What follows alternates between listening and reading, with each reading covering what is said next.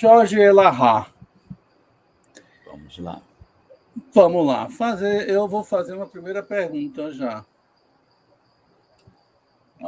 Jesus disse que ele e o Pai eram um. A gente sabe não em termos de individualidade. A gente sabe em termos de ideia, de pensamento, de expressão, de vontade. Digamos assim, como é que ele sabia, quando tem, se eu não me falar a memória, está em João, capítulo 3, possa ser que eu esteja até errado sobre isso, que ele diz, eu vou, mas não deixarei órfãos, eu enviarei o Consolador prometido. Mas ele tinha ciência, Jorge, de que esse Consolador prometido viria da forma que ele veio, no sentido de combater o materialismo, ao invés de, digamos assim, dar definitivamente, botar o ponto no processo evolutivo para que a gente galgasse melhor o mundo de regeneração, ao invés dele vir no sentido de estava esfacelando já o materialismo, vamos dizer assim.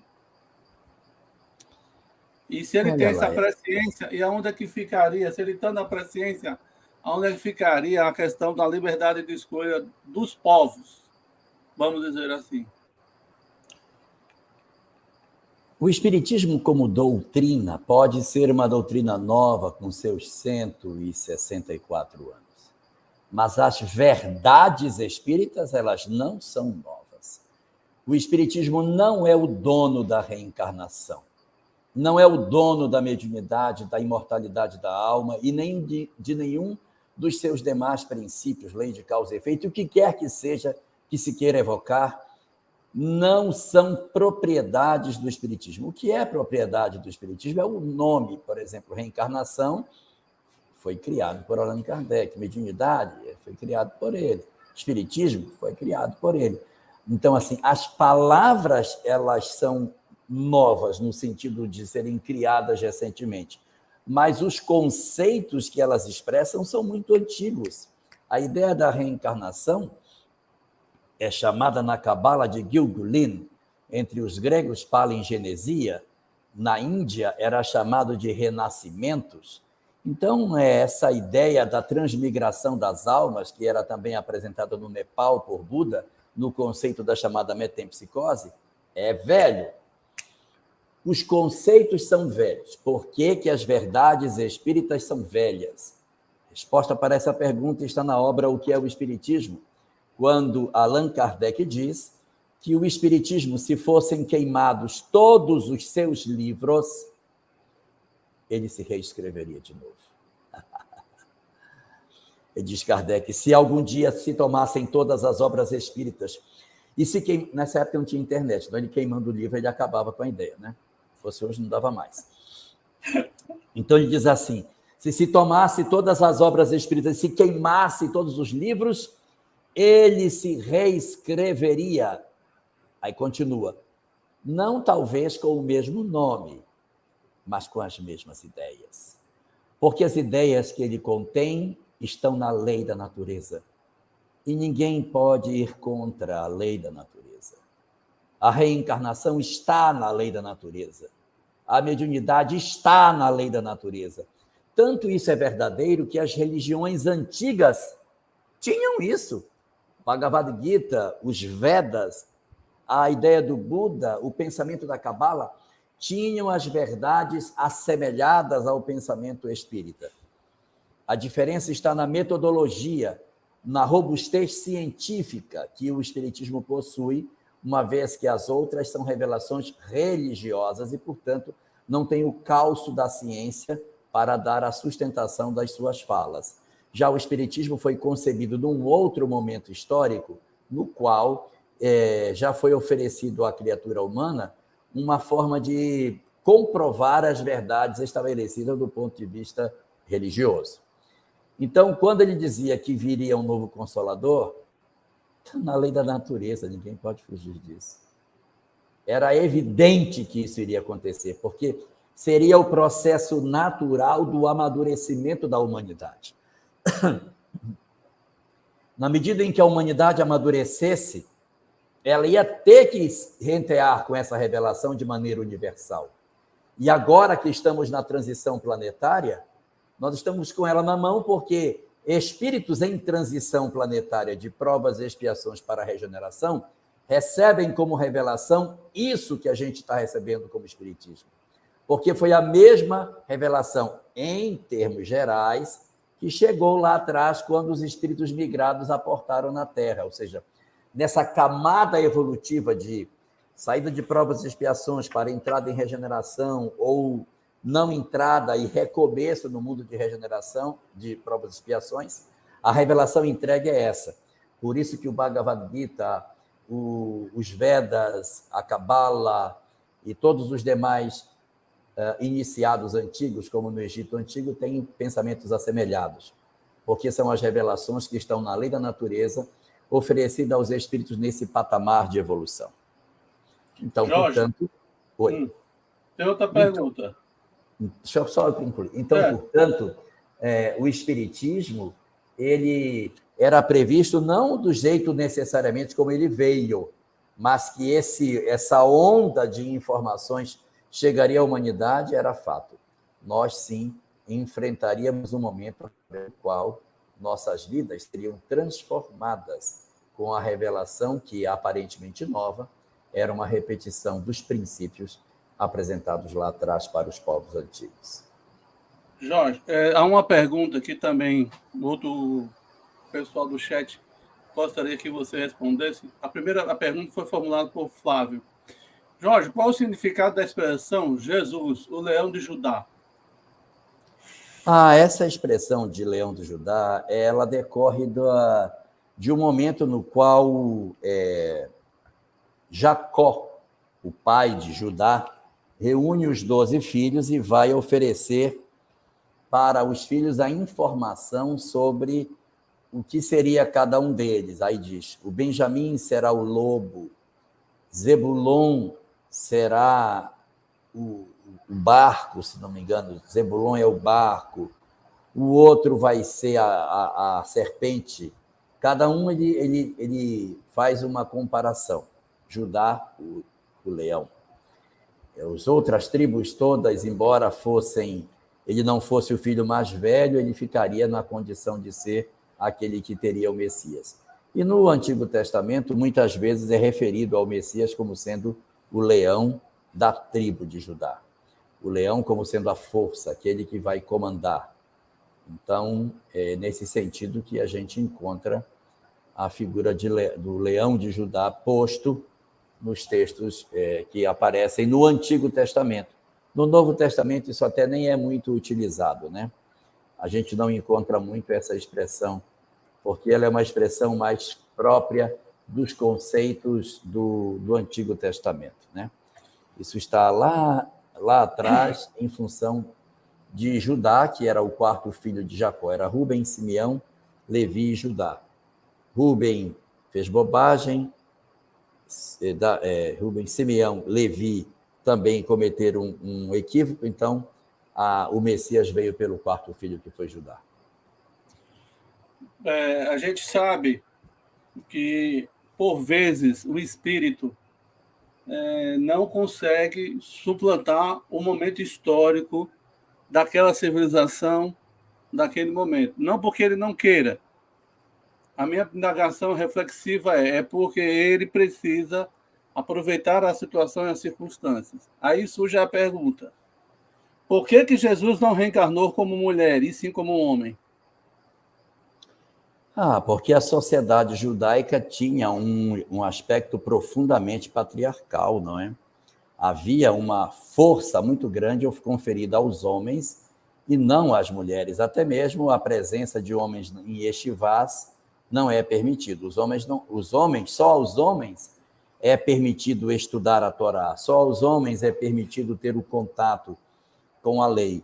E isso a gente deixa bem evidenciado no Evangelho, no capítulo 10 do Evangelho de Lucas, aonde acontece, lá no finalzinho desse capítulo, o momento aonde se dá o encontro de Marta e Maria com Jesus.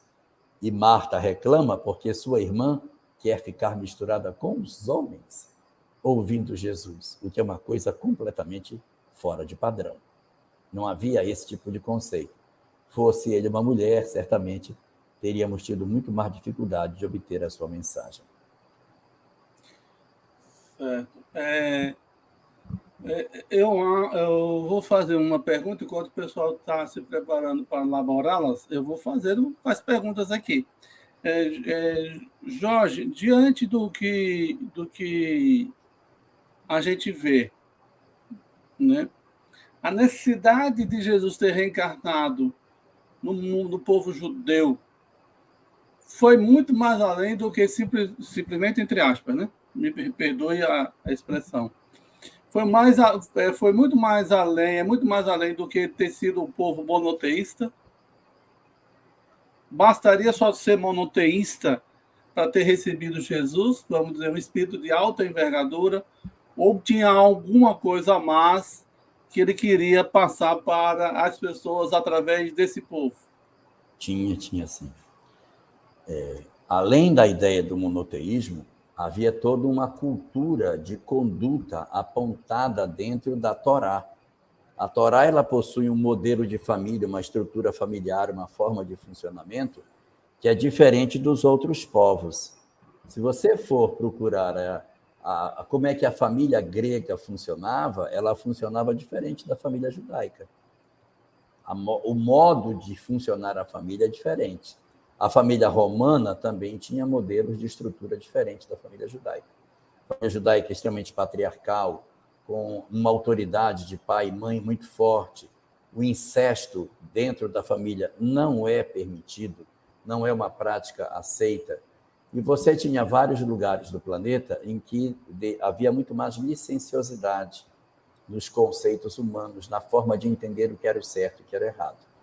A gente vai ter a convicção disso quando nós observamos a pregação que Paulo de Tarso faz aos povos gentios, que eram povos que não tinham formação judaica. Ele tinha que trazer as duas revelações de uma vez só. Ele tinha que carregar a revelação judaica e a revelação cristã na mesma pregação. E ele fez um trabalho muito interessante, porque ele separou os conceitos da cultura judaica da sua tradição religiosa. Ele não levou a circuncisão, não levou os rituais, não levou o sábado, não levou nenhuma dessas práticas litúrgicas judaicas, mas levou os conceitos judaicos. Tanto que quando a gente hoje se refere a esse formato de família que a gente tem no Ocidente, nós chamamos esse formato de família judaico-cristã, porque ela não é só cristã, ela é judaico-cristã, porque parte dos ensinamentos que eram judeus soaram na direção do cristianismo e nós absorvemos sem saber que são conceitos judaicos. E, a partir daí, nós nos organizamos dentro dessa estrutura.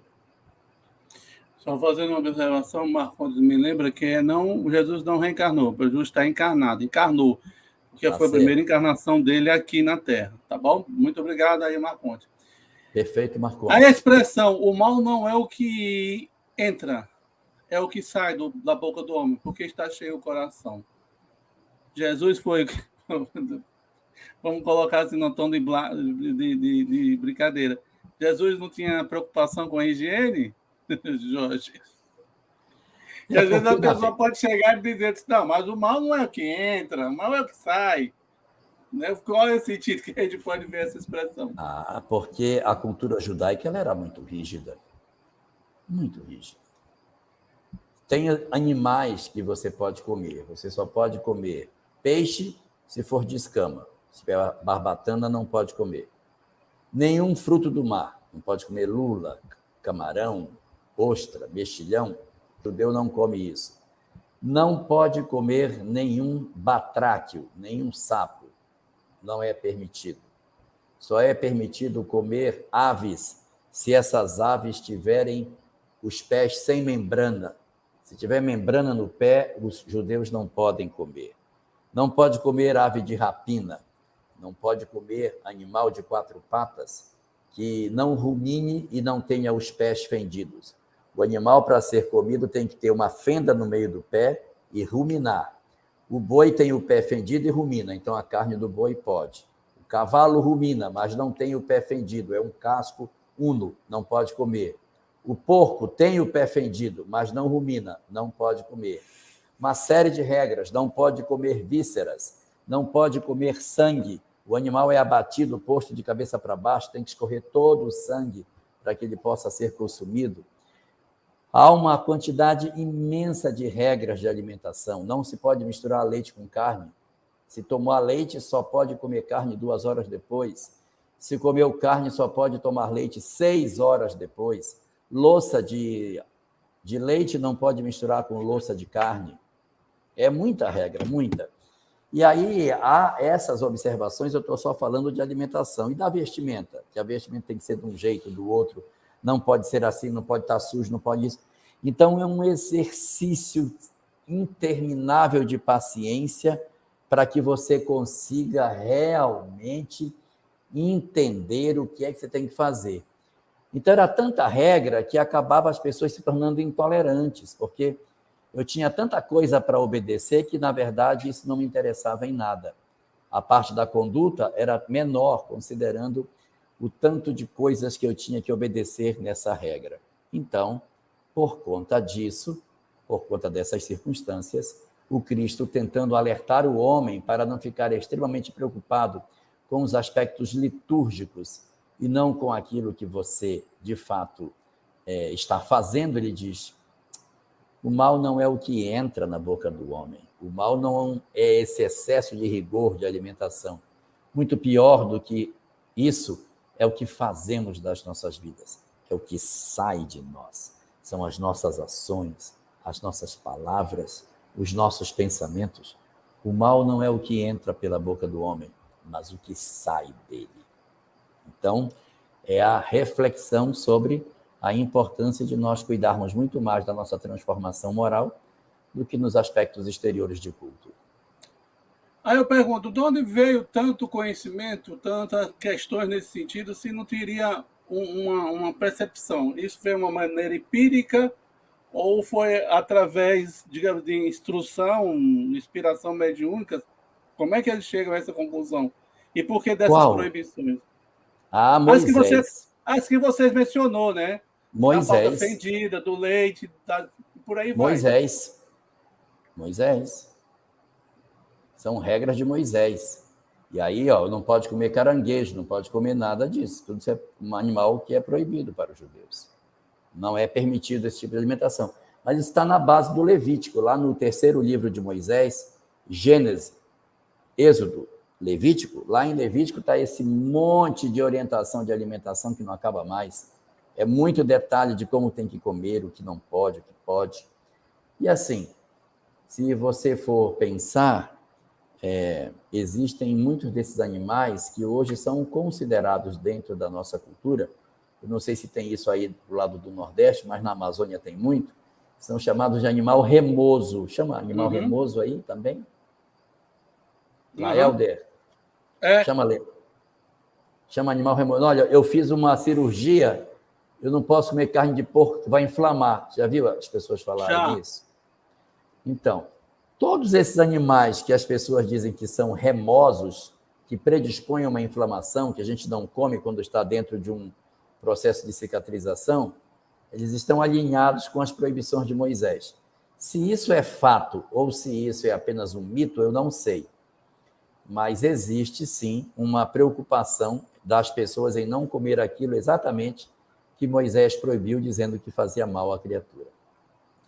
Tem uma pergunta de Marlene, faz o seguinte: no princípio era o verbo, e o verbo estava com Deus, e o verbo era Deus.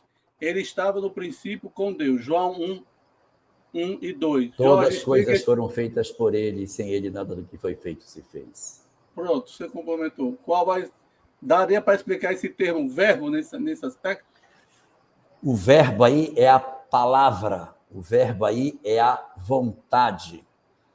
E quando nós transferimos a figura de Jesus para o posto de governador planetário, o arquiteto da condição de vida orgânica no planeta, o espírito responsável pelos destinos da Terra, nós vamos entender Jesus como sendo o determinante de quando que as coisas vão acontecer. Está na hora de iniciar o processo de criação da vida.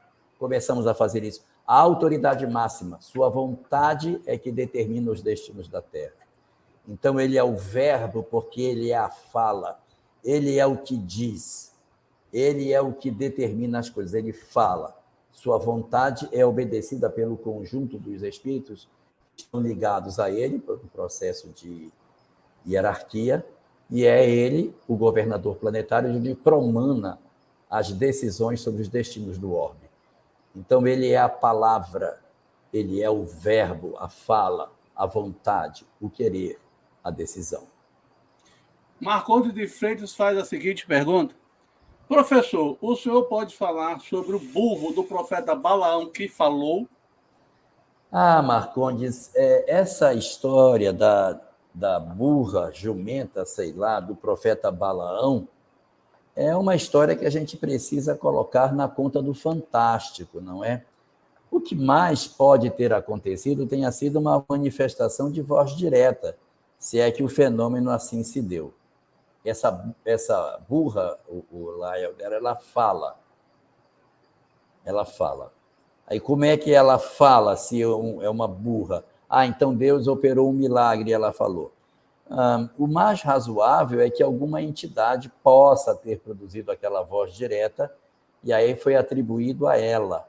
Então, o fenômeno é legítimo, é um fenômeno extraordinário, mas nem por isso uma derrogação da lei da natureza. Por aquilo que a nossa vista alcança, pela ótica da razoabilidade daquilo que o Espiritismo nos diz, nós temos que usar um tipo de análise chamado navalha de Ockham. Navalha de Ockham. Ele diz o seguinte, se tem um fato e tem várias teorias para explicar, a mais simples deve ser a que deve ser aceita. Então, você imaginar que a jumenta fala seria uma condição tão extraordinária, mas se você pensar que pode ter sido um espírito por voz direta que tenha falado, e aí tenha se atribuído a ela, fica mais fácil, porque voz direta acontece muito. Existem vários fenômenos de voz direta. Então, houve um fenômeno mediúnico, e por voz direta um espírito falou, e dentro do ideário do fantástico daquele povo da época, atribuíram a fala à jumenta, já que a própria ideia de espíritos falando não era muito típica naquele período da humanidade. Então, atribui-se à jumenta, a burra de Balaão, e a questão encerra-se desse modo, assim, tão miraculoso. Ok, Jailson faz a seguinte pergunta. Mas a sociedade judaica aceitava a poligamia por parte somente do homem. Isso não vai contra a ideia de família pregada por Jesus? Vai sim. Só que esses que tinham essa postura eram antes de Moisés.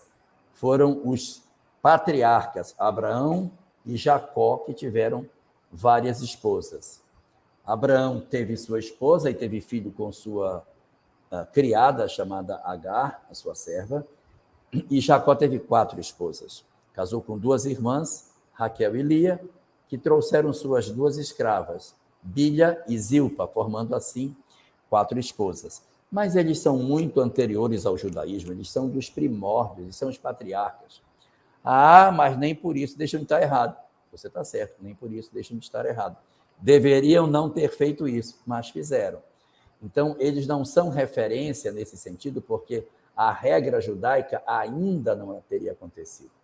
É a partir de Moisés que se estabelece o conceito de que o casal tem que ser um homem e uma mulher e nada mais. Terezinha Vendramini, senhor Jorge, o senhor poderia falar algo sobre a teoria da beleza que está em obras póstumas? A teoria da beleza é um dos capítulos do livro chamado Obras Póstumas. Como o próprio nome dele diz, são obras póstumas. Ela foi publicada em 1890, quando Allan Kardec desencarnou. Em 1869, 21 anos depois da sua desencarnação, reúne-se um conjunto de textos que acredita-se que sejam de Kardec, se colocou dentro de um texto e se publicou. Então, se é uma obra que é póstuma, como que eu posso garantir que o texto seja verdadeiramente dele? O texto pode não ser dele. Agora, o texto também pode ser dele. Sim, é possível que ele tenha escrito esse texto. Agora, por que não publicou? Porque, de repente, os textos que ele fez podem não ter ficado corretos. Há várias passagens dentro da literatura, da composição da doutrina espírita, em que os espíritos nos dão conta de alertas a Kardec pedindo para rever textos que estão errados. Nós temos até um momento dentro da própria Obras Póstumas em que ele está escrevendo um texto e uma janela começa a bater. Ele vai lá várias vezes ver a janela. À noite ele vai para a reunião mediúnica e uma entidade se manifesta e diz a ele: lembra da janela que bateu hoje de manhã? Era eu. Eu estava querendo te alertar que o texto que estás escrevendo não está correto. Volta e relê porque ele tem um erro doutrinário. Refaz o que tu estás fazendo. Então, o fato dele escrever não lhe dava a condição de escrever com a isenção de equívocos, porque o texto não era de Kardec, os textos eram dos espíritos, porque a doutrina, ela vem dos espíritos. Então, a teoria da beleza pode ter sido um texto que ele escreveu. Primeiro, pode não ser dele. Segundo, que pode ser, mas não foi publicado exatamente por isso, porque foi um texto que não recebeu a chancela dos espíritos. E aí, de repente, alguém vem, acha um monte de papel, junta e publica dentro de uma obra. Só para concluir, os conteúdos apresentados na teoria da beleza, eles colidem com alguns pontos doutrinários de O Livro dos Espíritos. A obra básica da doutrina espírita não é Obras Póstumas. A obra básica é O Livro dos Espíritos. E uma doutrina reencarnacionista jamais, mas jamais mesmo poderia estabelecer algum tipo de diferença entre as criaturas, em virtude dos seus corpos, considerando que as almas podem habitar qualquer um deles. Portanto, a teoria da beleza, ela não se sustenta diante dos argumentos de O Livro dos Espíritos. Amor e Sabedoria, Kardec faz a seguinte pergunta: qual o motivo de uma rigidez tão grande e detalhada de regras para o povo judeu? Porque era um povo muito indisciplinado. Eles estavam andando pelo deserto, recebendo uma série de manifestações mediúnicas, uma atrás da outra, e durante o percurso que eles fazem no deserto, eles estão reclamando o tempo todo da saída do Egito para virem para morrer no deserto. E Moisés é obrigado a lidar com um povo indisciplinado. O segundo ponto importante a observar é que, segundo aquilo que está colocado no texto bíblico, o número de pessoas que saíram do Egito foram aproximadamente 2 milhões de pessoas. É o que está dito lá. Mas que esses, a grande maioria, não era judeu, eram outros povos. Moisés não foi para libertar só os hebreus, ele libertou todos os escravos do Egito. E aí veio gente boa, gente ruim, gente de um lugar, gente de outro. Veio politeísta, monoteísta, hebreu, não hebreu, veio tudo junto. E aí ele teve que comandar uma quantidade de pessoas muito grande e sem, muitas vezes, uma visão de princípio de ética. Então, as regras eram bastante duras, porque senão ele perdia o controle desse povo. Cleia Castro faz a seguinte pergunta: professor Elahá, sobre os Cavaleiros do Apocalipse, como devemos examinar isso? É um livro que devemos dar atenção? Não, os Cavaleiros do Apocalipse não é um livro, os Cavaleiros do Apocalipse são selos. Dentro do Apocalipse existem 7 selos. 7 selos que serão abertos. 4 desses selos são os cavaleiros. Se eu não me engano, é o primeiro, o segundo, o terceiro e o quarto selo, que são eles. O cavaleiro branco, o cavaleiro amarelo, o cavaleiro vermelho e o cavaleiro negro, que representam ali questões distintas. O cavaleiro branco, há quem considere que seja uma pessoa positiva, né? Há uns que dizem que o cavaleiro branco é o próprio Cristo, outros dizem que não. Tem uns que dizem que é o anticristo. Há muita controvérsia com relação ao primeiro cavaleiro. Depois tem o cavaleiro amarelo, vermelho e preto, não sei exatamente a ordem, mas deve ser mais ou menos assim, que representam a guerra, a fome e a peste. Então, esses cavaleiros, eles representam os processos dolorosos que a humanidade passaria no final dos tempos. E eles vão ser alinhados com as características apresentadas por Jesus no capítulo 24 de Mateus, quando fala dos sinais dos tempos. O segundo dos sinais dos tempos são cataclismas. Ouvirás falar de guerra e rumores de guerras, terremotos, furacões. E ele fala que isso seria o sinal dos tempos. E lá, no Apocalipse, os cavaleiros representariam essa parte. E há quem diga que esses cavaleiros do Apocalipse já teriam acontecido há muitos e muitos séculos, quando se deu já a peste negra, quando já se deu a morte, o mercantilismo, a guerra, todos esses dramas que a humanidade viveu, por isso que são os primeiros selos a serem abertos. Os últimos selos seriam os mais próximos de nós. Então, eles representariam momentos dolorosos da humanidade, Cléia, que, segundo os estudiosos, já teriam passado. Histórias que já aconteceram lá atrás, porque nós estaríamos agora vivendo os últimos instantes desses selos. O último dos selos, o sétimo selo, ele se abre em 7 trombetas, para dar mais emoção. Abre o primeiro selo, o segundo selo, o terceiro, o quarto, o quinto, o sexto, e o sétimo.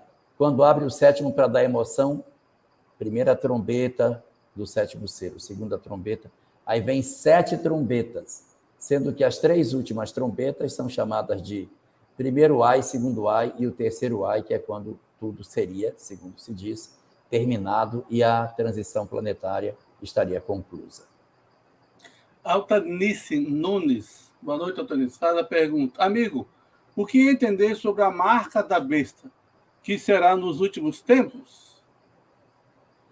A marca da besta também é uma imagem aparecida no mesmo livro, o Apocalipse.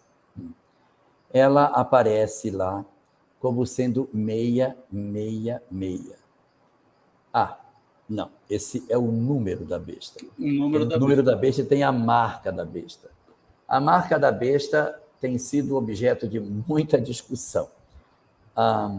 Eu, nos meus quase 100 anos de existência, cada vez da minha vida tenho ouvido uma história diferente do que é a marca da besta. A marca da besta já foi um código de barra que as pessoas iam colocar nos outros para identificar a pessoa, para que você não precisasse andar com carteira de identidade. Eu vinha aí, um código de barra colocado aqui no pescoço, você vinha com um leitor de código de barra, sabia quem era. Depois, a marca da besta deixou de ser isso, passou a ser um chip a ser implantado debaixo da pele, e debaixo da pele na mão direita. Então, a marca da besta ficava debaixo da pele na mão direita. Agora, a marca da besta já é o cartão de vacina. E daqui a pouco vai ser outro, e vai ser outro. Sempre, a cada geração, vem uma emoção nova e se cria um novo instrumento para ser demonizado. E isso faz parte do ideário humano. A gente sempre vai achando que a nossa geração é a última. E aí vamos criando imagens para representar aquilo que a gente tem como verdade espiritual. Mas não há um consenso sobre o que seja a marca da besta.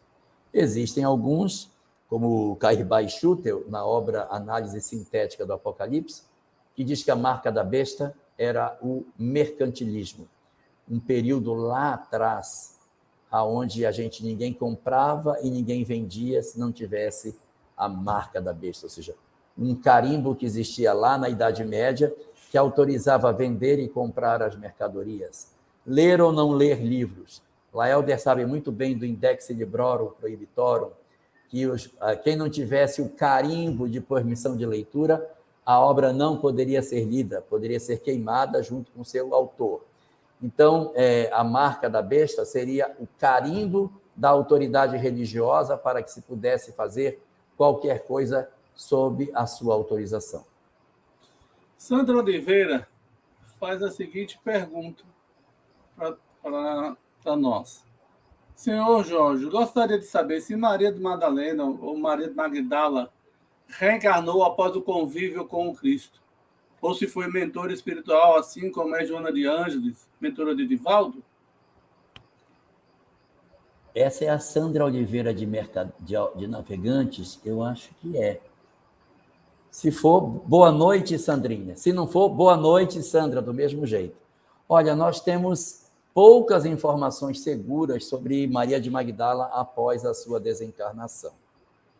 É lógico que a gente vai encontrar obras espíritas, até mediúnicas, falando sobre a sua história após a desencarnação. Só que um dos princípios da doutrina espírita é a universalidade dos ensinos dos espíritos. Então, se um médium vem e conta alguma coisa sobre algum espírito, é a informação de um médium. A gente ouve, guarda e espera a confirmação. A gente não trata, pelo fato de uma informação ser mediúnica, não vai se tratar isso de maneira absoluta como verdade. Não. O fato de uma informação chegar até nós é apenas uma informação. E quando as nossas informações esbarram nesses aspectos muito pessoais, fulano reencarnou como quem, ele é filho de quem, pai de quem, nasceu onde, por quê, e começa um excesso de curiosidade em torno da vida dos espíritos, nós corremos o risco de nos perder, porque a gente começa a se preocupar com a periferia da coisa e esquece do essencial, que é a nossa transformação moral. Maria de Magdala, muito provavelmente, tornou-se sim um espírito grande, deve ser mentora de alguém, deve ter tido uma história bastante interessante, mas o fato de ela ser assim e de poder existir até alguma obra que cita uma possível encarnação sua, não tem o condão de transformar essas informações em verdades. Nós, enquanto espíritas, nós não temos muito interesse nesses aspectos do cumprimento da lei da reencarnação, para não correr o risco de nos atrapalharmos indo atrás de muitas informações externas e esquecermos de cuidar de nós próprios. Mas informação segura sobre ela, nós não temos. Jorge, com relação aquela mulher que adentra e enxuga os pés de Jesus depois de derramar o perfume, seria a mesma Maria Madalena ou é outra Maria? Essa passagem da mulher que perfuma, que faz esse ato de jogar os olhos e se debruçar sobre Jesus, ela aparece nos 4 evangelhos, Mateus, Marcos, Lucas e João. Nos evangelhos de Mateus, de Marcos e de João, nós temos certeza absoluta que é a mesma mulher. Nessas 3 narrativas, é a mesma mulher com certeza. E se chama Maria, mas é da cidade de Betânia, não é Maria de Magdala. É Maria, irmã de Marta, irmã de Lázaro. Até porque no capítulo 12 de João, aparece textualmente que quem fez isso foi Maria, irmã de Marta. Lá pelo versículo 2 ou 3 é que aparece essa informação do capítulo 12. No Evangelho de Lucas, conta essa história de novo, mas ela não tem uma aderência perfeita com a outra, mas é muito parecida a história. A mulher entra com um vaso, derrama, passa os cabelos, beija os pés dele. A história é muito parecida, mas essa não tem uma confirmação se essa mulher seria a mesma dos outras 3 narrativas.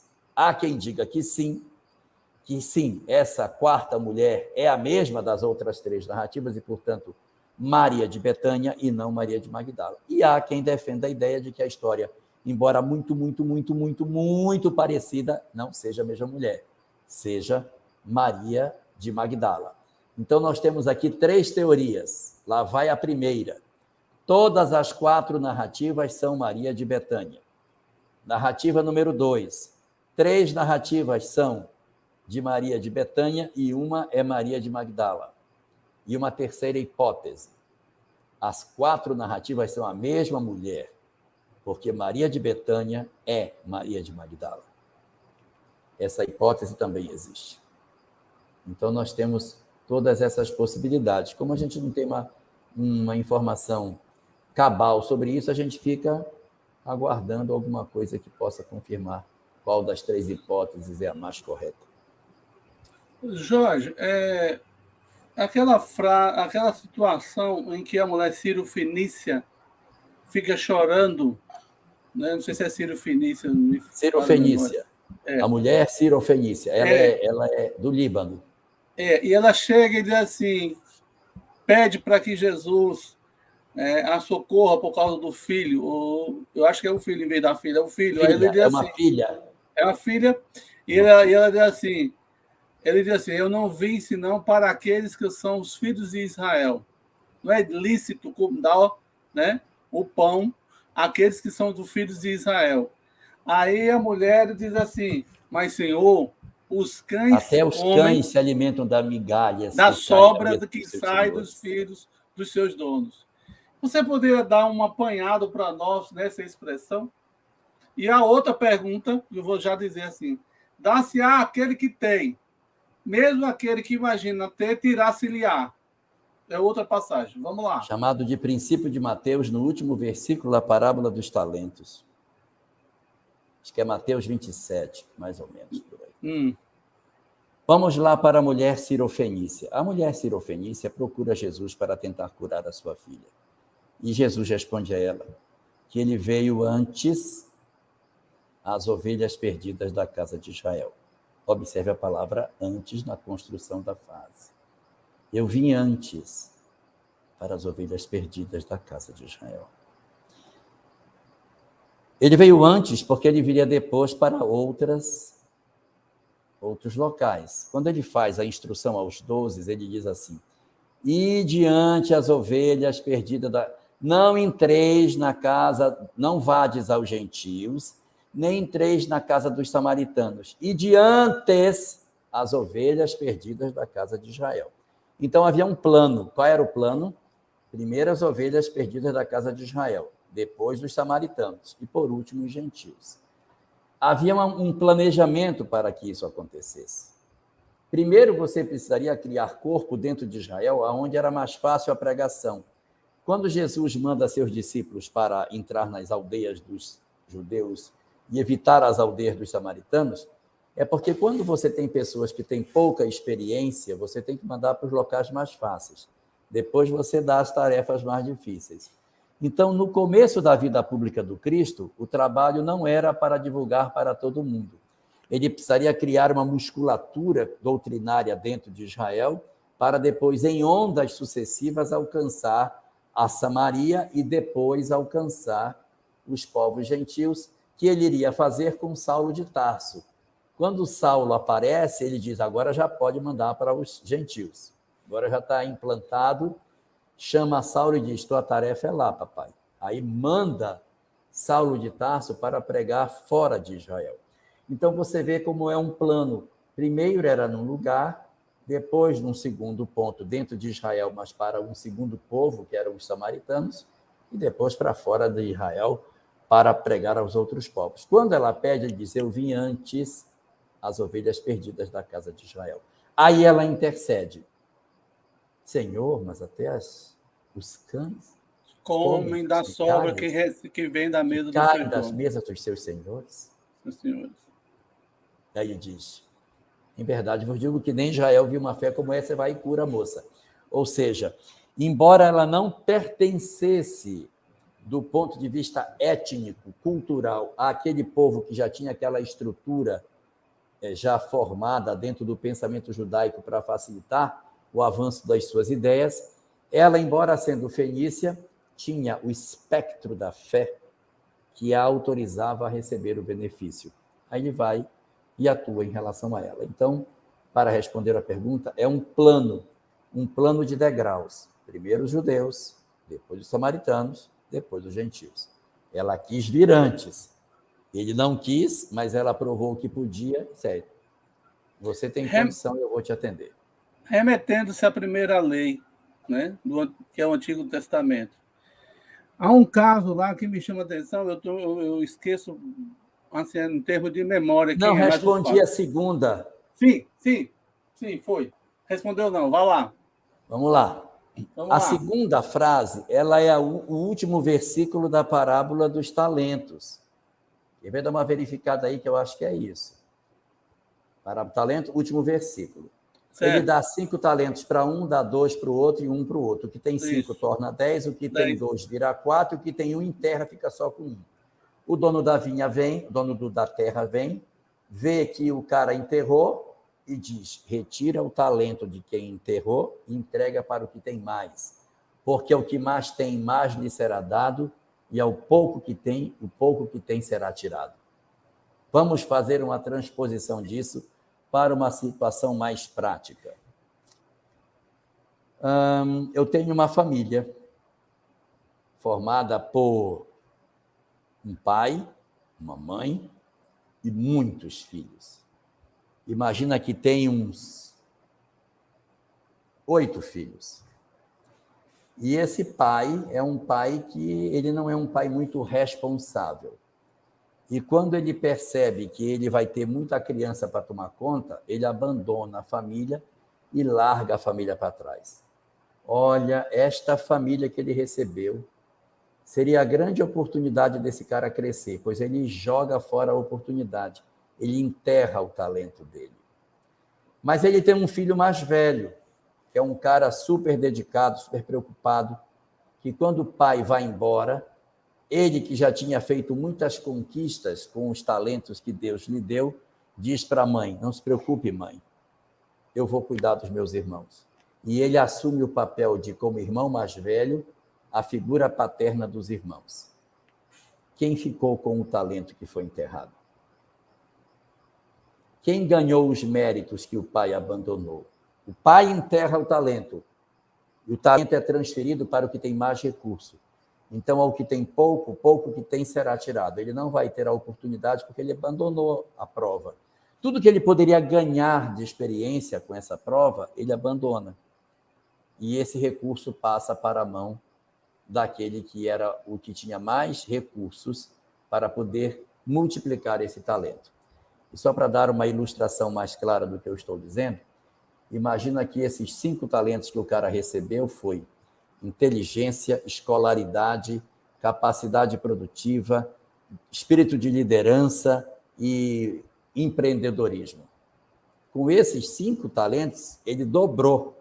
Ele fez empresa, deu emprego, criou negócios, multiplicou riquezas, tornou pessoas ricas e etc. Ele fez tudo isso. O pai dele não tinha todos esses talentos. O pai dele só recebeu um talento, ser espírita, para que ele pudesse, com esse talento, trabalhar a família. O pai apavorou com um monte de filho e largou fora e deixou o talento enterrado.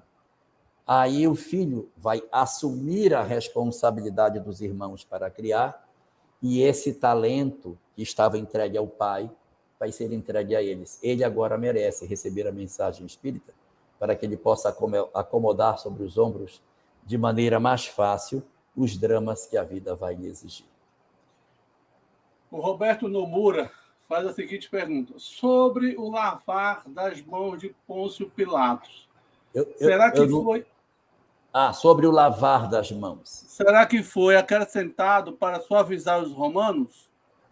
Em outras palavras, talvez ele pergunte: será que foi colocado isso para que os romanos fossem mais aliviados a sentença ou a postura dele na crucificação de Jesus? Olha, é possível que isso tenha sido colocado, porque não temos convicção da autenticidade dos textos evangélicos. Ninguém tem. Esse texto ficou na mão de sabe lá Deus quem durante 400 anos, até que eles foram consolidados. Isso pode ter sido inserido, tirado, mexido, adulterado, corrompido. 1000 coisas podem ter acontecido nesse texto. Não temos nenhuma garantia sobre a autenticidade desse material que nós trabalhamos como sendo os evangelhos. E eu estou dizendo isso não da minha boca, mas na obra Cristianismo e Espiritismo, Leon Denis fala essas questões, apresentando a hipótese de que, de repente, adulterações possam ter acontecido. E existe um autor, não é espírita, um autor norte-americano, que tem um livro, que o nome do livro é desse tamanho. O nome do livro é O que Jesus disse, o que Jesus não disse, quem mudou a Bíblia e por quê. Lá também ele defende a ideia da possibilidade da adulteração. Então, eu não vou defender para você que o texto não mudou. Pode ter mudado, sim, pode ter colocado isso aí. É possível. Agora, importante dizer que essa frase não alivia nada para os romanos. Nada. O fato de ele ter lavado as mãos não alivia. Se ele não tivesse lavado, não aliviava do mesmo jeito. O que talvez alivie mais são as diversas tentativas que ele fez para salvar Jesus. Porque quando ele recebe Jesus, ele o interroga e depois diz, eu não encontrei nenhuma culpa nesse cara. E aí os sacerdotes é que insistem.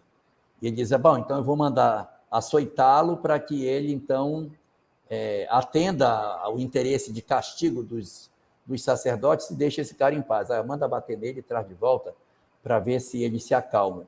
Ele bate e eles não se acalmam. Ele disse, eu vou fazer então o quê? Aí ele diz, lembrei, vou tentar...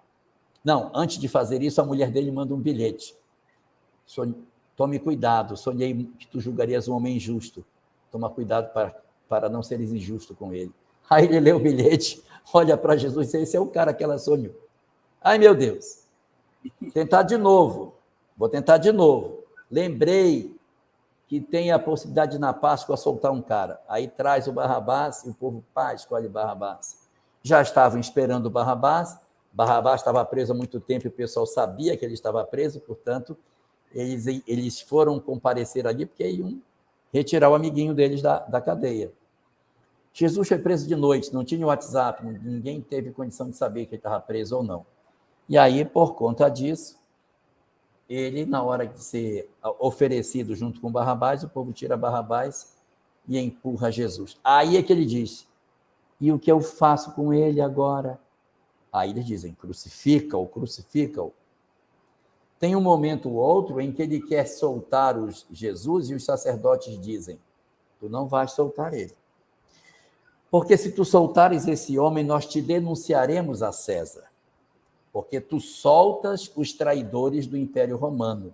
Porque esse homem quer se apresentar como o rei dos judeus e afrontar César. Mas nós só temos um César. Olha só como eles eram, bandido. Nós só temos um César, só ele que é o nosso César, então nós não queremos esse homem como nosso líder, nós já temos a nossa liderança que é César, é mole? E aí eles colocam Pilatos na parede, porque se ele salva Jesus, eles denunciariam Pilatos, eu vou perder minha posição por causa de um judeu, vou perder meu cargo por conta de um homem que eu não sei nem quem é. Então, ele faz várias tentativas para soltar. A questão de lavar as mãos é menos relevante para suavizar para os romanos do que as múltiplas tentativas que Pilatos vai fazer para tentar libertar Jesus, porque ele não encontra responsabilidade de culpa no condenado. Eu vou fazer uma pergunta que talvez responda à questão de Sandra Bastos. Há uma frase, quando Jesus vai... Por que Jesus teria que ser batizado pelo Batista? E a pergunta, como consequência, é... Quando João vê Jesus e ele diz para Jesus, eu que deveria ser batizado por ti, por que tu vens a mim? E Jesus responde, é necessário... Deixa por hora, porque assim nos convém cumprir toda a justiça. Como a gente pode ver essa interpretação? Deixa por hora que tem que se cumprir toda a justiça. Que toda a justiça é essa que Jesus se referia, Jorge, para nós. Aonde estavam os primeiros discípulos de Jesus? Com João. João chega e cria o primeiro grupo de seguidores e fica aguardando Jesus chegar. Quando Jesus chega, ele pega o grupo de homens que ele já tinha pré-selecionado, passa para Jesus e fica sem nenhum. E diz, agora é necessário que eu diminua e que ele cresça. Então havia, na verdade, um plano do seguinte tipo, ele vem primeiro, prega, faz a filtragem de quem é que realmente tem interesse, passa para Jesus e Jesus segue. Então Jesus precisava se apresentar a João para que ele pudesse, então, receber os discípulos. Como é que ele ia receber de longe? Então, ele tem que ir ao encontro dele. Na hora que eles se encontram, o Cristo faz ali um ato de humildade, tal como no lava-pés, que ele lava o pé dos discípulos. A grande pergunta, ele precisava lavar o pé do discípulo? Não precisava lavar. Eles se submeteram a um processo de batismo, seria uma sujeição à autoridade que João possuía. Quem tinha autoridade nesse momento? João ou Jesus? João. então você se submete a João. Se ele chegasse, colega, é o seguinte, desculpa aí, cheguei eu sou o cara, então ele se submete. Quem é que tem autoridade? É João? Se submete a João. Depois que João faz, porque por ora cumprir a justiça era obedecer os ditames daquele que estava no comando das coisas. Quem está no comando da tropa é fulano? Então você se submete a ele. É um processo natural de sujeição, de obediência que a gente precisa seguir dentro das hierarquias que a vida espiritual nos exige. E ele ali, num sentido de humildade e de obediência para que os outros percebessem a autoridade de João, realiza o batismo que não deve ter dado em nada, né? Porque ele vai se arrepender do quê, né?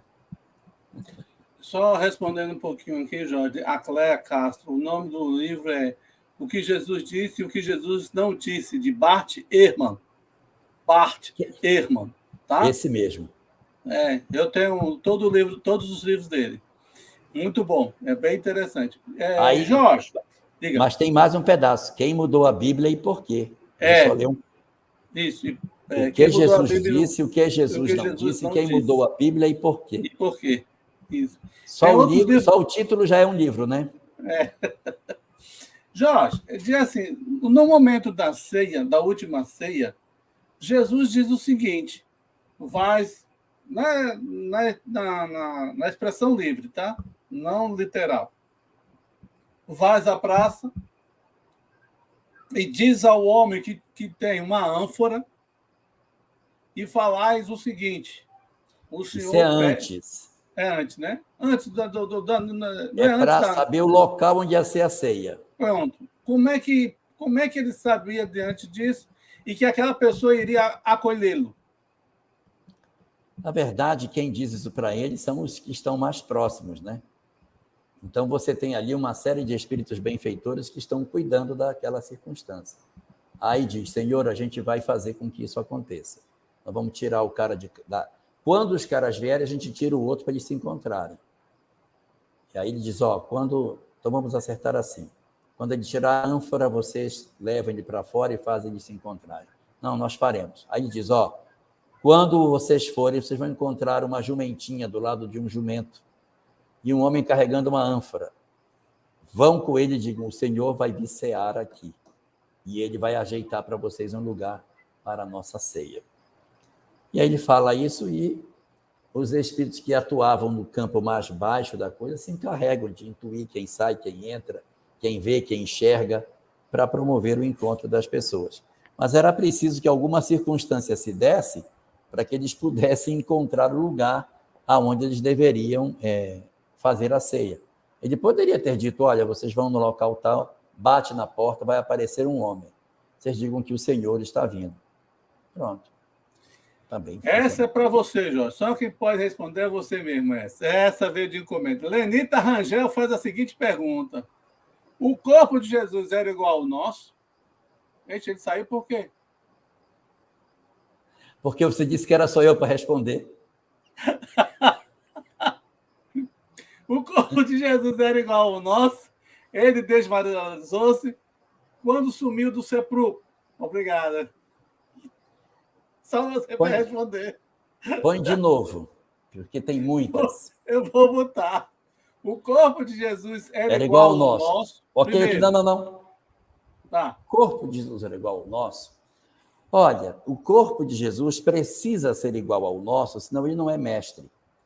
Existe uma hipótese que algumas pessoas levantam de que o corpo dele não seja igual ao nosso, fosse um corpo fluídico, um corpo não material, que ele seria, na verdade, um agênere, uma materialização permanente. Se ele fosse uma materialização duradoura, que ficasse entre os discípulos e tal, na hora que ele foi para a cruz, o que foi o sangue? Um fingimento? Uma falsidade? Onde estaria a autoridade dele para dizer que ele conseguia resistir ao mal se ele tivesse uma constituição orgânica diferente da nossa? Se ele tiver um corpo diferente do meu, ele não é meu modelo e não é meu guia. Porque Jesus, as pessoas falam muito que ele é o modelo e guia da humanidade. Não é o que o Livro dos Espíritos diz. Lá diz modelo e guia do homem. Então, ele não é meu modelo. Ele não é. Só se ele tiver um corpo igual ao meu. Se o corpo do Cristo não for igual, ele não está sujeito às minhas mesmas condições, então ele perde a autoridade para dizer que ele suportou as dores do mundo e o venceu. Ele não venceu, porque ele nunca esteve aqui. Ele era um agênere. Então, o corpo do Cristo precisa ser semelhante ao nosso. 2, ele desmaterializou, deve ser com relação ao desaparecimento do seu corpo. Porque ela diz Tá assim, lá, quando sumiu ele do sepulcro. desmaterializou quando sumiu do sepulcro. Essa é a hipótese dominante, que ele teria manipulado o seu corpo e teria desaparecido, desmaterializado o seu corpo. E que as suas aparições, aí sim, seriam materializações de fato. Ele apareceria para os discípulos, para Maria de Magdala, etc., sempre como um espírito materializado, né? Então, essa seria a ideia que a gente tem dominante. Mas se algum dia aparecer alguém dizendo que encontrou o sepulcro de Jesus, não se assuste. Isso não muda em nada a nossa fé, porque a fé cristã ela está muito apoiada na ideia da ressurreição. A fé cristã clássica diz o seguinte: Jesus morreu, e depois de ter morrido, ele ressuscitou. Aquele corpo que estava morto, voltou à vida. Na crença do cristianismo clássico, Jesus reapareceu com o corpo que ele tinha. Então, para essas religiões, Jesus não pode ter o seu corpo de volta aparecendo, senão desmonta a tese da ressurreição e desmorona todo o cristianismo. Para essas doutrinas, o aparecimento do corpo do Cristo é uma catástrofe. Para o espiritismo, não. Se alguém disser um dia, achei o corpo dele, legal, olha que bacana, vamos ver o DNA dele como é que era. Mas isso não muda, porque para nós, quem apareceu após a sua crucificação foi o espírito materializado. Então, quais são as hipóteses? Pode ter sido roubado, pode ter sido levado para sepultar em outro canto, pode ter desmaterializado, que é a posição dominante, que ele teria realmente desmaterializado seu corpo, e por isso não estava no sepulcro mais. Mas se tivesse sido roubado, como é dito no Evangelho de Mateus, que os judeus até hoje dizem que ele foi roubado, seu corpo, pelos seus discípulos, se um dia provarem, tudo bem, não tem problema nenhum. Isso não é problema. Agora, o corpo dele tem que ser material que nem o nosso, senão vai dar muito problema para que ele possa ser aceito como modelo e guia. Na sua leitura ou nos seus estudos, eu sei que é difícil a gente fazer ter uma certeza para essa resposta. Do seu tempo de leitura, seus vivências, seu conhecimento, qual foi a maior dor que o Cristo passou? Foi a dor física, como tem na O Paixão de Cristo, de Mel Gibson, as 42 chibatadas? Ou foi a questão da incompreensão humana perante a lição dele de amor e de verdade? O que é que você entende esse sofrimento? Eu nem vou trazer... Se é que o espírito puro pode... A gente pode também... Aí outra pergunta, né? Se a gente pode entender que o espírito puro, vamos dizer assim, sofra com alguma coisa. Sofrer, ele sofre. Infeliz é que ele não é. Ele tem nervo, ele sofre. Se ele tem nervo, ele sente dor. Mas infelicidade é que não é característica de espírito puro. Sofrimento. Paulo de Tarso sofreu que só um condenado, mas não foi infeliz pregando o evangelho. Diferença entre sofrimento e infelicidade. E aí eu me perdi no que eu ia falar. Eu ia falar um negócio quando você estava dizendo que... Sobre o sofrimento dele. Se foi psicológico... Ok, lembrei. Eu nem vou colocar Jesus na conversa, vou colocar outro personagem. Você acha que quando um filho dá um tapa no rosto de uma mãe, o que é que dói mais? O tapa ou a ação? Ela chora por quê? Do ardor na pele ou da ferida na alma? Então, as almas que amam, dói mais nela dentro do que no físico. O Cristo, portanto, sentia muito mais a fragilidade do espírito humano, que depois de tantos investimentos, ainda se comprometia de maneira inequívoca no seu processo de crucificação, enquanto que a sua dor física depois passaria com a desencarnação. Essa passa. Então, a tristeza dele é muito mais no sentido da fragilidade do homem diante dos seus equívocos morais. Rita Matos faz a seguinte pergunta. Boa noite, Jorge. Poderia falar sobre as duras críticas de Jesus aos fariseus no capítulo 23 do Evangelho de Mateus? Essas críticas foram sobre a cabala ou ao Código Civil da época? Paz e luz. Código Civil da época. A cabala não tem rituais. A cabala é só conhecimento. A cabala não tem nenhum rito. Na cabala, você tem que orar assim, orar... Não tem nada disso. A cabala é só leitura, é só diálogo, é só, olha, isso aqui é assim, por que acontece isso? É como o espiritismo, assim, por que o espírito reencarna? O que é que acontece? Por que acontece assim? Pode o espírito reencarnar e tal? Cabala é mais ou menos nessa linha. É um conhecimento, não é uma prática litúrgica. E ali, se eu não me engano, são 7 as advertências que Jesus faz aos sacerdotes. Ai de vós, escribas e fariseus hipócritas. E aí coloca. Depois, ai de vós, escribas e fariseus hipócritas. Ele vai fazer 7 alertas sobre uma prática religiosa divorciada de uma mudança interior, porque nesse período os fariseus achavam que os cultos externos tinham um valor imenso e se esqueciam de cuidar das questões da mudança interior, lamentavelmente. Então, as suas advertências são para acordar os espíritos para a necessidade da mudança íntima diante dos apelos que a vida faz para a nossa transformação moral. Denise, lá de Baloto. Jorge, poderia comentar sobre o soldado romano que perfurou Jesus? Foi curado das vistas quando perfurou Jesus? Lá de Goiás. Denise, boa noite para você. Eu não sei dessa história. O que a gente tem de informação é que esse personagem que teria perfurado o lado de Jesus é um soldado chamado Longinos. O nome dele não aparece nos evangelhos, aparece apenas a informação de que um soldado veio e perfurou com a lança o seu lado e saiu água, e isso foi tido como um milagre. Não é milagre. Ele furou um gânglio linfático e a linfa, que é uma substância que é como se fosse o sangue, mas sem os glóbulos vermelhos, ela é transparente.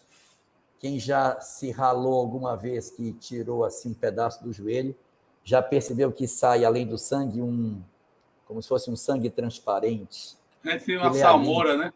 É uma salmoura. Aquilo ali é a linfa. E nós temos os gânglios linfáticos, que quando incham, viram as ínguas. São os gânglios linfáticos, informando que tem infecção no organismo. Então, quando o soldado fura, ele fura exatamente em cima do gânglio. Aí derrama o líquido que está no gânglio. E isso é tido como um milagre. Não é um milagre. É uma situação biológica. O nome dele não aparece no texto, mas depois é dito na tradição que o nome dele era Longinus. E esse personagem Longinus vai depois aparecer na obra Brasil, Coração do Mundo, Pátria do Evangelho, como sendo o nosso imperador Dom Pedro II. O soldado romano que furou, mais tarde seria o imperador brasileiro. Mas essa informação também só está nessa obra. É uma informação que está lá, a gente ouve e guarda. Até porque pouco me importa se ele foi Dom Pedro I, II, Dom João VI, se não foi ninguém, se foi Tiradentes, isso não vai mudar em nada a minha vida. Mas é a informação que a gente tem. Agora, é possível que existam, outras informações em outros lugares, comentando que ele pode ter ficado cego, depois ele se curou com o manto do Cristo, etc. Nós temos uma série de histórias, assim, do ponto de vista mais mitológicas sobre isso. Tem até um livro chamado O Manto do Cristo, que fala de um soldado romano chamado Marcelo, que não é cristão. Você leu também, meu filho? Eu li na minha adolescência, nem era espírita na época. E aí o soldado Marcelo depois se converte ao cristianismo com esse manto e tal. É possível que exista alguma narrativa mediúnica falando isso. Mas, se tiver, é uma narrativa que também não é acompanhada da universalidade dos ensinos. A gente ouve, legal, vamos guardar. E se tiver, também não faz a menor diferença se ele ficou cego, se ele não ficou, porque isso aí acaba não tendo uma aplicação prática nas nossas vidas.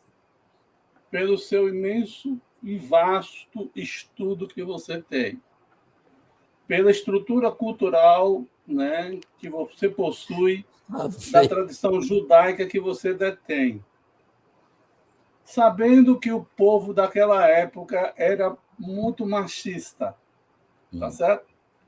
A ascendência do homem estava no topo. A minha indagação é a seguinte: por que não se tem um registro sobre José como se tem com referente a Maria? Porque você está lendo apenas os 4 evangelhos. Se você pegar o proto-evangelho de Tiago, o personagem central é José. Aí você vai encontrar a narrativa muito mais da história dele do que dos outros. Inclusive, o proto-evangelho ele é tão estranho que ele conta a história até Jesus nascer. Quando Jesus nasce, o evangelho acaba. Ele é tão rico, mas de tudo que acontece antes e nada do que acontece depois. E aí você vai ficar um pouco assustado, porque ele é bem mais velho do que Maria, tem 60 anos, tem 6 filhos. É um homem que tem uma vida muito correta e ele tem a responsabilidade de tomar conta dela. É esse que fala no proto-evangelho de Tiago. É um livro considerado evangelho apócrifo e muitas das informações que a gente obtém em algumas das palestras que Divaldo faz batem com o proto-evangelho de Tiago. Porque Emmanuel diz o seguinte, tem uma mensagem, né, José da Galileia, que eu acho impressionante essa mensagem. Ele diz assim, ele foi tão sublime no seu silêncio da tarefa que ele executou. A Emmanuel diz claramente, a história não conseguiu preenchê-lo, assambarcá-lo, não conseguiu delimitá-lo. O papel dele...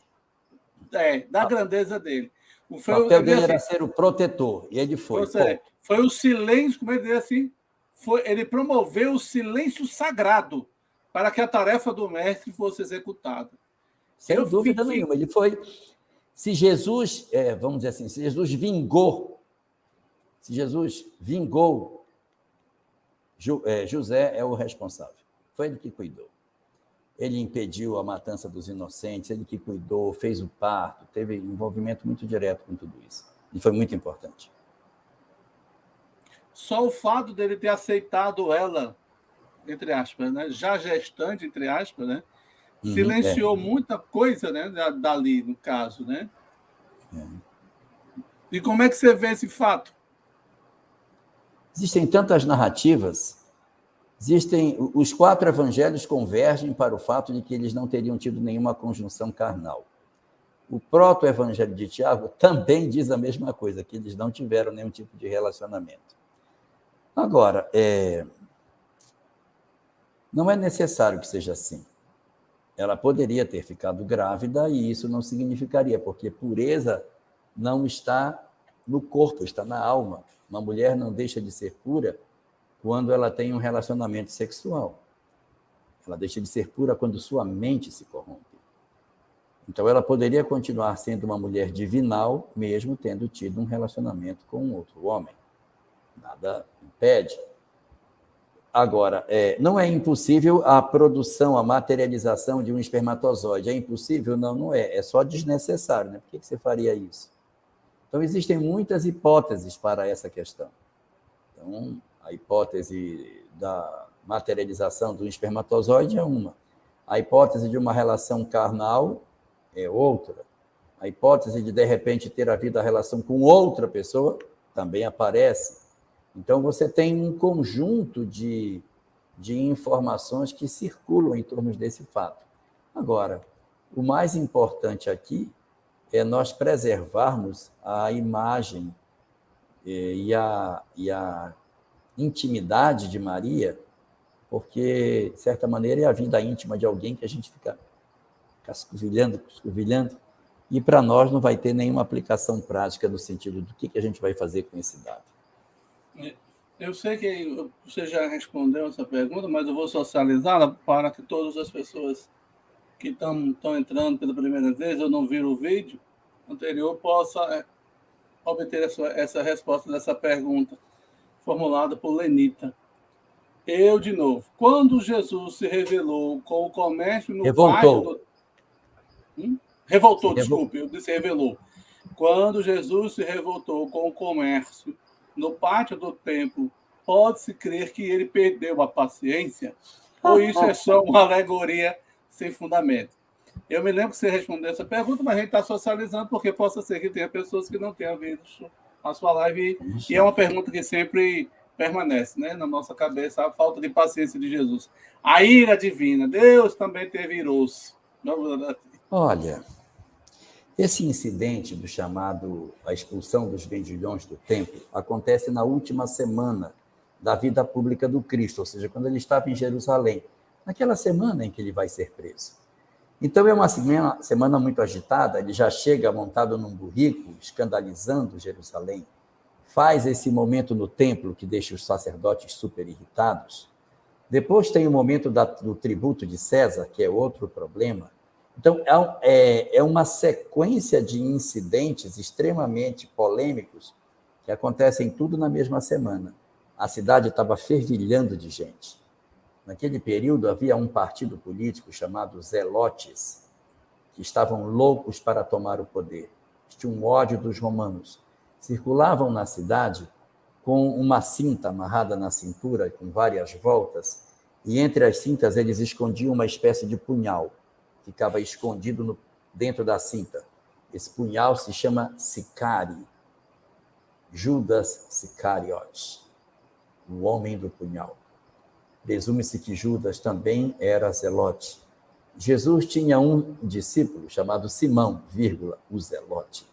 Os zelotes estavam muito mais próximos de Jesus do que se imagina. Quando Barrabás é solto, quem está na frente do procuratório para pedir a sua libertação são os zelotes.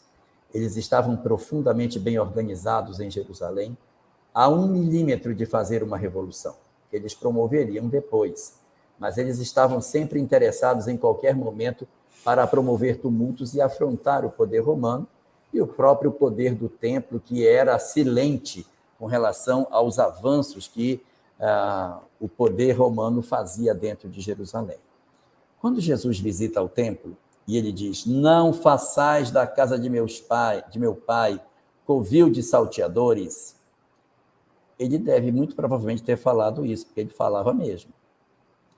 Só que ele não andava sozinho, ele andava com uma galera com ele. Não custa nada na hora que ele falou isso, igual acontece hoje, em qualquer lugar onde tem uma turba revoltada, quando a liderança fala, os que estão atrás, é isso mesmo. Bastou um chutar a primeira banca para você ver o que ia acontecer. Eles devem ter quebrado tudo no templo. Eles não devem ter somente virado a mesa dos cambistas. Eles devem ter quebrado tudo, porque os zelotes eles eram extremamente inflamados. Para os sacerdotes que tomam a notícia, o que é que eles vão dizer? Jesus esteve no templo e, depois de dizer isso, virou a mesa dos cambistas, jogou as moedas dos homens no chão e soltou os animais. Não é tão errado dizer isso, na medida em que foi ele que comandou. Ele não mandou, mas ele comanda o pessoal. E eles, então, tomam deliberadamente a ação de fazer e acaba recebendo a responsabilidade quanto a esse ato. Mas é muito difícil nós imaginarmos o Cristo planetário fazendo uma atitude desse tipo, porque se não dá para nós imaginarmos Chico Xavier virando mesa de cambista, chutando as coisas e rasgando tudo e soltando o passarinho, não dá para imaginar Francisco de Assis quebrando as pessoas, chutando as pessoas com um chicote na mão. Não dá para ver Jesus fazendo a mesma coisa. Jorge, por que Jesus elege Pedro como uma pedra angular do movimento cristão? Pedro pertencia ao colégio apostólico dos 12 e pertencia também ao núcleo mais interno, que era o colégio de 3, formado por Pedro, Tiago e João. Os fenômenos mediúnicos mais importantes eram presenciados por esses 3. Pode pegar no Evangelho. Quando você olhar a transfiguração, quem estava no monte? Pedro, Tiago e João.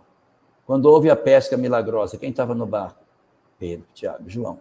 Pedro, Tiago e João parece que uma espécie de catalisadores mediúnicos, porque os fenômenos mais intensos se davam na presença desses 3 elementos.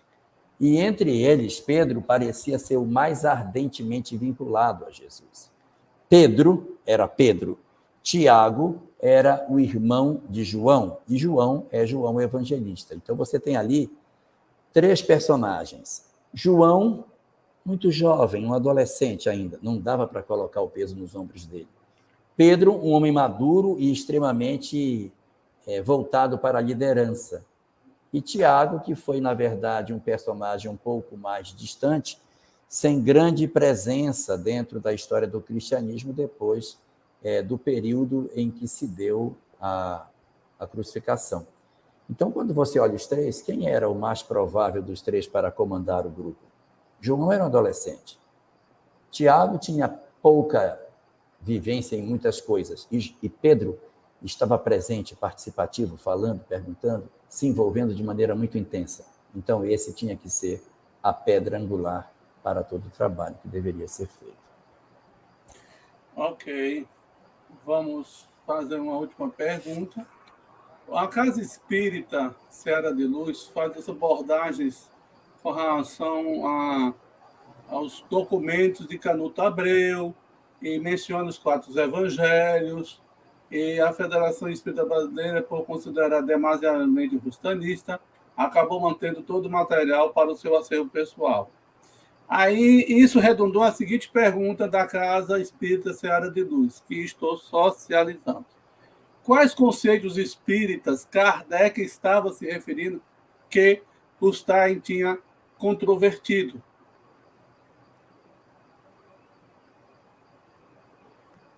Você vai encontrar no livro A Gênese, quando fala sobre o corpo do Cristo, observações que ele faz nesse sentido, falando sobre a materialidade do corpo dele.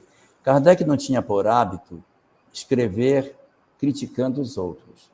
Ele escreve defendendo sua ideia e fundamentando seu pensamento. E, evidentemente, ao fundamentar o seu, ele está confrontando a ideia com aquilo que Rustem colocava. Então, na Gênese, ele diz, olha, o corpo dele não pode ser um corpo não pode ser um corpo fluídico, porque os que assim creem teriam esses óbices. Mas ele não escreve no sentido de confrontação, ele escreve argumentando. Se fosse assim, teria isso. Então, só pode ser dessa maneira e tal. E vai trabalhando com aquela lógica típica dele para a construção da sua tese. Então, você vai encontrar isso lá na Gênese, no capítulozinho que fala sobre o corpo de Jesus. Nós pedimos que Jorge faça suas considerações finais. Léuder, as minhas considerações finais são só de agradecimento a todos que estiveram conosco. Obrigado pelas perguntas que foram feitas. Esse conhecimento sobre os textos religiosos é muito importante, mas é importante ainda destacar a necessidade de, além de nós conhecermos esses textos, nós estarmos atentos para o processo de mudança interior, porque não é o conhecimento desses textos que vai nos garantir uma condição de elevação espiritual. A gente tem que conhecer para ser mais útil, aprender para poder ajudar mais. Esse deve ser o nosso foco. E nunca trabalhar apenas para conhecer por conhecer, na expectativa de que assim nós conseguiremos libertar as nossas almas das nossas condições inferiores. Não. É a vivência do amor, a prática do exercício da caridade que vai libertar as nossas almas verdadeiramente das nossas dores e dos nossos sofrimentos.